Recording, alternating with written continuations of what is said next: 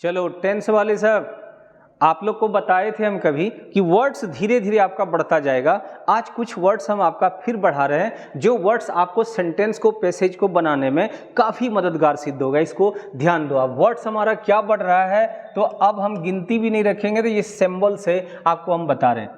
मैं पढ़ लिए, पर पढ़ लिए, के लिए पढ़ लिए, के लिए का 2 4 अंतर पढ़ लिए, में इन, ए इन, देन अंतर बता दिए थे, सबको एक जगह कर लीजिएगा। ये सब हो चुका है। अब थोड़ा सा हम आगे चलते हैं। आगे क्या है रूल हमारा कि हम आपको ये बता रहे हैं कि दुनिया के किसी भी हिंदी सेंटेंस में अगर लगा रहेगा साथ या लगा रहेगा के साथ, तो साथ या के साथ का आपको ध्यान रखना है कि हमेशा इंग्लिश वर्ड, फिलहाल आपको इसी से काम चलाना है, ठीक है। हाँ, इसी से काम चलाना है जी।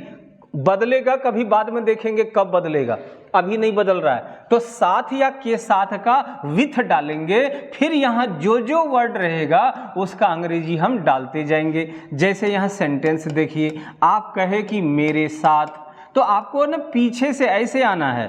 साथ का क्या सिखाए जी, विथ। और मेरे का अंग्रेजी हम हमेशा कहते हैं कि कोई भी प्रीपोजिशन के बाद जब कोई प्रोनाउन आता है, देखो जब किसी भी प्रीपोजिशन के बाद, कोई भी दुनिया का प्रीपोजिशन के बाद जब कोई प्रोनाउन आता है, जब कोई प्रोनाउन आएगा तो ये प्रोनाउन एक फॉर्म में चेंज हो जाता है और वो होता है ऑब्जेक्ट के फॉर्म में। प्रीपोजिशन के बाद जब कोई प्रोनाउन आएगा तो वह प्रीपोजिशन चेंज हो जाता है, प्रीपोजिशन के बाद प्रोनाउन चेंज हो जाएगा ऑब्जेक्ट फॉर्म में। जैसे देखो आई का ऑब्जेक्ट फॉर्म क्या होगा, माई। आज हम फॉर्मेट भी आप लोग को बना के हम सिखा देंगे, फॉर्मेट भी कभी दे देंगे, एक कैसे बनता है कोई भी प्रोनाउन का, कोई भी नाउन का कैसे बनता है एनसी, कैसे बनता है पीसी और कैसे बनता है ओसी। ये सारा का फॉर्मेट ही हम आपको एक क्लास फॉर्मेट का ही कर देंगे। तो आई, माई, अब मी बन गया, तो ये मी जो है ना ये ऑब्जेक्ट फॉर्म हो गया। वी का बन जाता है आवर और अस, तो ये अस हो गया हम लोग का ऑब्जेक्ट फॉर्म। नहीं, देन के बाद नहीं लगता है। देन जो है ना, देन अपने बाद हमेशा सब्जेक्ट फॉर्म लेता है, मतलब एनसी लेता है, नॉमिनेटिव केस लेता है। तो देन एक थोड़ा सा इस तरह का प्रीपोजिशन है। तो देन को छोड़कर बाकी जो प्रीपोजिशन होगा वो अपने साथ हमेशा ऑब्जेक्ट फॉर्म लेता है। तो देन के बाद अगर लगाइएगा तो देन के बाद मी कभी नहीं आएगा, बोल देता है लोग, लेकिन देन के बाद आई होगा। देन के बाद योर नहीं होगा, यू होगा। तो देन अपने बाद एनसी लेता है। देन को छोड़कर कोई प्रीपोजिशन अपने बाद हमेशा ऑब्जेक्ट फॉर्म लेता है। इसीलिए विथ के बाद यहां हम मी लिखेंगे, ना आई लिखेंगे और ना ही माई लिखेंगे, ठीक है। तो ये आपका इस तरह से बन गया। इसको हम हटा रहे हैं, ये एक्स्ट्रा हम आपको यहाँ लिखे हैं। ये सब वर्ड्स को भी थोड़ा नोट करते चलिएगा। अगला रूल देखिए क्या है, ए नंबर में ये सीखे। अब बी में दूसरा रूल क्या कहता है कि दुनिया के किसी भी वर्ड के साथ अगर आपका लगा रहेगा होकर, या यहाँ पे ना फिक्स कर दो वर्ब, नहीं वर्ब नहीं लेना, सीधा इसको उसमें अलग हो जाएगा, कर वाला हो जाएगा।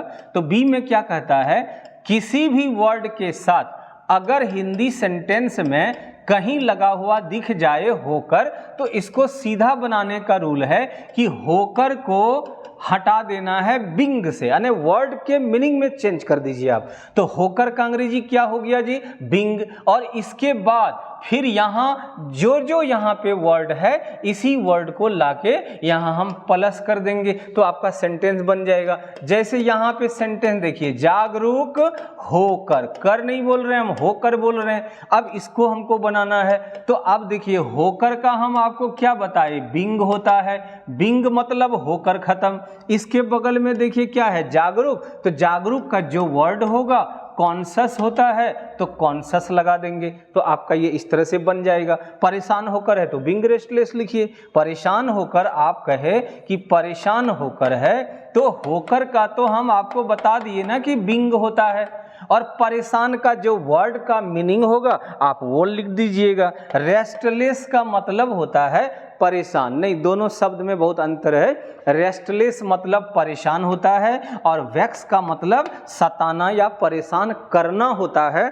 इसका मतलब ये वर्ब हो जाता है और ये नाउन हो जाता है, ठीक है। वो नाउन में जब परेशान शब्द रहेगा, देखो कोई भी शब्द को हम आपको क्या बताएं, पिछले वीडियो में किसी में हम आपको ये चर्चा कर चुके हैं कि दुनिया का कोई भी हिंदी शब्द वर्ब है या नहीं है, उसके अंत में ना लगा दो। अगर ना लगाने से शब्द बनता है तो वर्ब है, अगर ना लगाने से शब्द बिगड़ जाए तो वर्ब नहीं है। तो परेशान में ना लगा दो, परेशान ना शब्द बना कि बिगड़ गया जी, तो बिगड़ गया, तो बिगड़ गया तो क्या बोले, औलाद नहीं है, वर्ब नहीं है।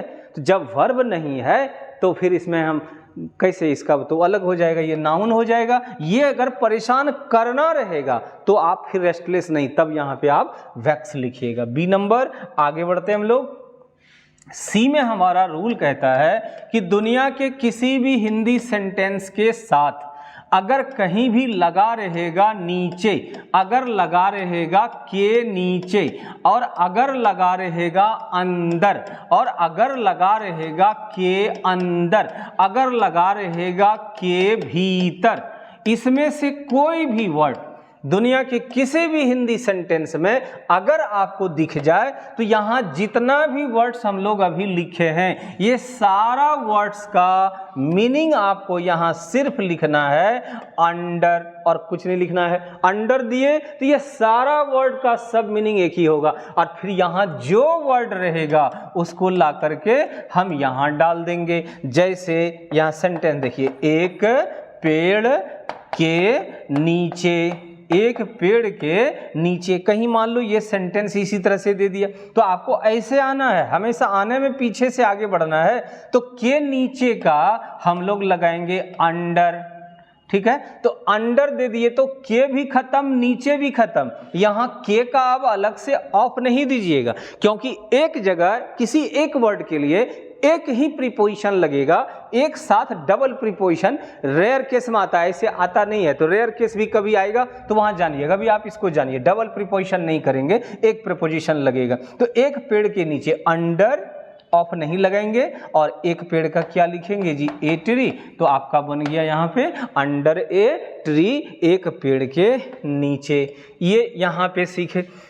और डी नंबर 4 तक कर रहे हैं आज फिर। और अगर हिंदी के किसी भी सेंटेंस में अगर आपको ऐसा दिख जाए, प्रति दिख जाए, के प्रति दिख जाए, प्रति या के प्रति दिख जाए, अगर आपको कहीं लगा हुआ भांति दिख जाए या की भांति लगा हुआ दिख जाए, तो ध्यान रखिएगा ये सारा वर्ड्स में, यहाँ जितना भी वर्ड्स लिखे, ये सब वर्ड्स का हिंदी होता है आपको प्रीपोजिशन फॉर, और फॉर के बाद फिर यहाँ जो जो वर्ड है उसका अंग्रेजी यहाँ डाल देंगे, हमारा सेंटेंस बनता चला जाएगा। जैसे आप किसी को बोले हर वर्ष की भांति, हर वर्ष की भांति, तो यहाँ की भांति का एक वर्ड हम आपको अभी सिखाए फॉर, और हर वर्ष का लिखते हैं एवरी ईयर, एवरी ईयर, हर वर्ष की भांति फॉर एवरी ईयर।